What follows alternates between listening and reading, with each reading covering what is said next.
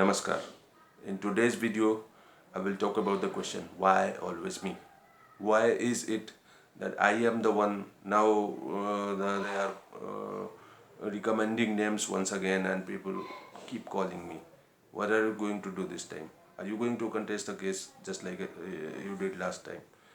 Are you going to take up the route of agitation? Are you going to agitate before Dr. Ambedkar's statue? These are the questions that keep troubling me and troubling you, and because they keep troubling you, they keep troubling me also.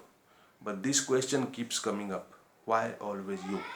Why always me? Why always Dinesh? uh, like everyone else, as a young man in my early 20s, I also had the ambition of becoming a good lawyer.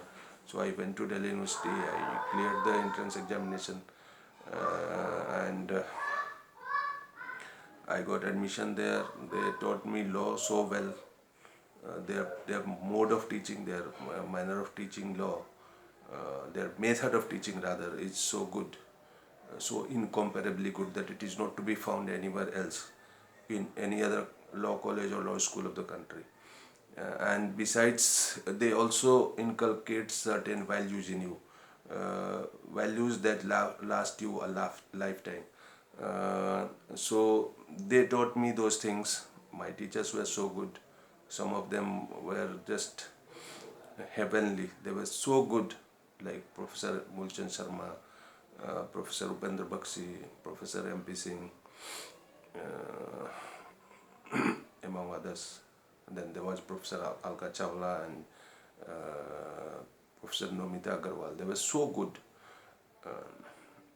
in teaching what they were teaching, and also in teaching other things that go into the making of the life of a lawyer. Now, when I joined the profession, what with every passing year, now I have completed nearly 21 years. With every passing year, what kept troubling me was the question: was there something lacking in the kind of education that was imparted to us at Campus Law Center? In spite of the fact that, as I just said, that their method of teaching is the best in the country. What was lacking, in fact, is this is what I have learned after a little over 20 years in the profession. That what lacks there is one paper. We had a total of 30 papers, 30 papers.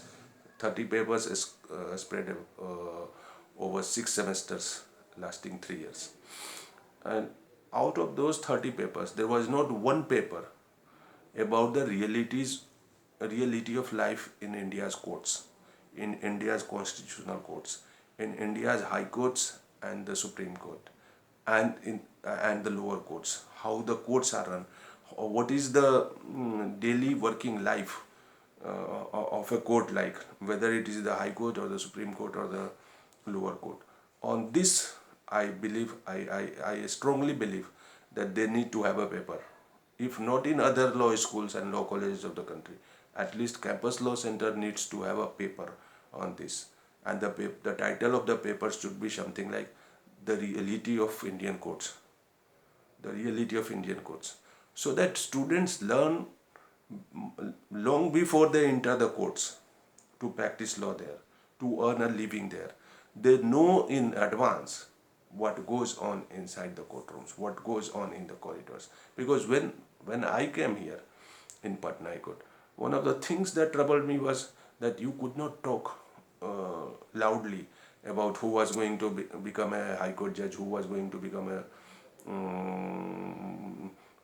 standing counsel, who was going to be designated as a senior advocate. You have to talk in whispers. Why talk in whispers? Unless there is something wrong going on, unless the very method of picking up the names to make them government advocates, or to make them senior advocates, or to make them high court judges is inherently wrong, why should we not be discussing it openly? That A is fit enough to become a high court judge, or B is not fit enough to become a senior advocate like this. Why can't we talk about these things openly? The profession actually follows the rule of, in the constitutional courts, in the high courts and the Supreme Court, the profession follows the rule of what is known as omerta, the rule of complete silence. You just can't question things. This is the worst part of it. And for somebody who is a first generation lawyer, this is just too shocking. The shock is just too big. If you are coming from a good law school like Campus Law Center or National Law School, Bengaluru, it comes as a huge shock to know that all that happens here is shrouded in opacity. There is complete lack of transparency in the manner in which names are selected for appointment for elevation as High Court judges, in the manner in which people are appointed as law officers, in the manner in which people are picked up to become senior advocates. All of this is basically done by the mode of jugaad, fixing, setting, all that the Bombay Mafia has been known to be doing secretly, chori chori chupke chupke. That is the mode that they follow here. Chori chori chupke chupke. See. That is the mode that they follow here. So that outraged me then. That outrages me now. That outrages me much more now, because now I have decided after nearly 2 decades in the profession that I am not going to take things lying down. And these two things particularly, the fact that you can't have a bribe taker in the judiciary arrested either by the CBI or by the vigilance. This is the first thing that outrages me, and that should outrage every law-abiding citizen of this country. And the second thing, that we can't have cameras in courtrooms. We can have cameras in the lawmaking, the highest supreme lawmaking body, that is India's parliament, but we can't have cameras in the high courts. We can't have cameras in the courtrooms of the Supreme Court of India. This is just not acceptable. If we can have cameras in parliament, we must also have cameras in our courtrooms. Constitutional courts must have cameras inside. If they are not in a position to have cameras inside, they must allow the public at large, the lawyers at large, to take their cameras inside and record the proceedings of the case. At least the case in which the lawyer is appearing. So that is there. And the other thing that outrages me is the collegium system. This is a system that was never thought of, that was never dreamt of by our founding fathers. They never had it in their minds when they sat down in the Constituent Assembly to create a constitution for us. Besides, if, as the supporters of the collegium system say, that this is the best system, if this is indeed the best system, let's lock down the Union Public Service Commission. Let's do away with all the state public service commissions. Let's shut down our Staff Selection Commission, the Railway Recruitment Board, the recruitment agency that does the job of selecting staff for banking services, and the National Testing Agency and all that. Let's shut them all down. Let's open Daru ki Phatti in those places. And let's have a system in place where High Court judges and Supreme Court judges will become part of a whole number of collegiums to select government personnel in the manner in exactly the manner in which they have been doing with respect to the appointment of High Court judges. So these are outrageous things. They outrage me, and I know that they outrage you in equal measure. And they must outrage you. So just don't give up. I know that I am slightly ahead of my time.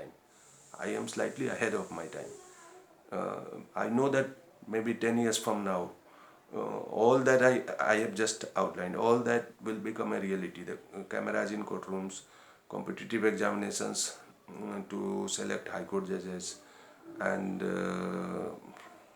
no home posting for High Court judges, completely doing away with the collegium system. All of this will become a reality. But today, I feel lonely at times. I feel as if I have nobody on my right hand side, on my left hand side. I feel lonely. But I still continue to fight the fight. Maybe lonely, maybe walking alone, but I intend to continue fighting. If somebody joins me, well and good. Please do come and join. Thank you.